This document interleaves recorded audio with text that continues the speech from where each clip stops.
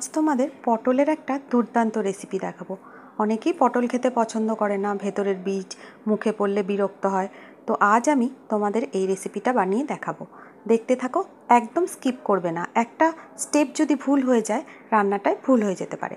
তো পটলটাকে আমি খুব সুন্দর করে ঘষে চাকু দিয়ে ভেতর থেকে চামচ দিয়ে এই বীজগুলো দেখো এইভাবে বের করে নিয়েছি। সঙ্গে নিয়েছি বেশ খানিকটা পনির, তারপর দুটো আলু আমি মাইক্রোওভেনে দিয়ে বেশ খানিকক্ষণ সেদ্ধ করে নিয়েছি।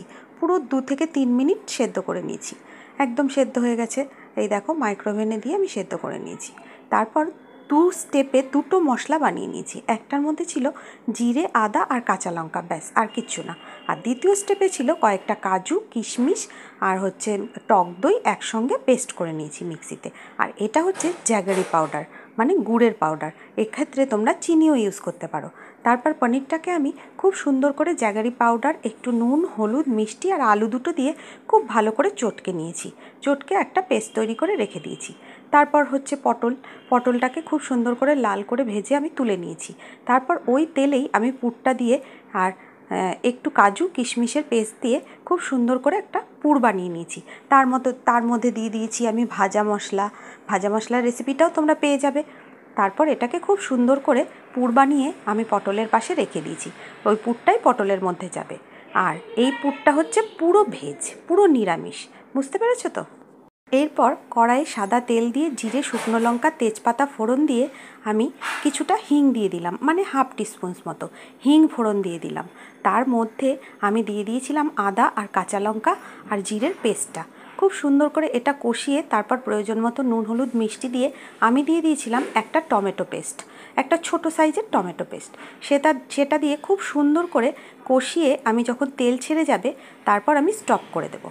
গ্যাসটাকে একেবারে সিম করে থাকবে গ্যাসটা। তারপর আমি টক দই খুব সুন্দর করে ফেটিয়ে নেব। টক দই আর কাজু আর কিশমিশের পেস্টটা আমি এর মধ্যে দিয়ে দেব।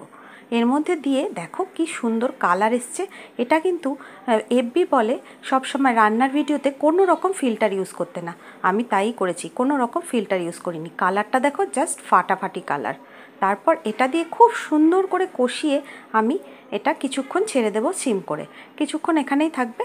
তারপর আমি ভরে নেব পটলের মধ্যে পুরগুলো। খুব সুন্দর করে সন্তর্পণে পটলের যে পটলের বীজগুলো বের করে রেখেছি সেই খালি জায়গায় পনিরের পুরটা আমি খুব সুন্দর করে আস্তে আস্তে ভরে নেব। দেখো আমি সেটাও দেখিয়েছি। আর এইদিকে আমার এটা হচ্ছে, এদিকে পনির আর পুরটা আমি পটলের মধ্যে খুব সুন্দর করে সন্তর্পণে ভরে দিচ্ছি।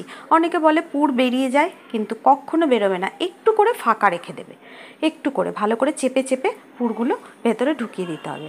তারপর আর কি, খুব সুন্দর আমি সামান্য একটু জ্যাগারি পাউডার দিয়ে দিয়েছিলাম, একটু মিষ্টি মিষ্টি হলে, এই নিরামিষ তো বেশ ভালো লাগে। তারপর পটলগুলো দিয়ে আমি বেশ কিছুক্ষণ ঢাকা দিয়ে রেখে দিয়েছিলাম 5 থেকে 7 মিনিট। এটা কিন্তু চটজলদি হয়ে যায়।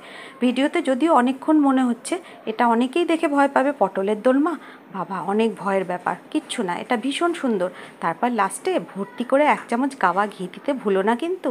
তারপর 5 মিনিট ঢাকা দিয়ে একেবারে রেডি আমার পটলের দোলমা বা দোরমা, যা ইচ্ছা বলতে পারো। আর কয়েকটা কাঁচা লঙ্কা দিয়ে দিয়েছিলাম টেস্টের জন্য। এই দেখো পুরো রেসিপিটা কেমন লাগলো অবশ্যই জানিও। পুরো ভিডিওটা দেখো। আর ভিডিওটা দেখার জন্য অনেক ধন্যবাদ। কোনো কিছু স্কিপ করো না কিন্তু।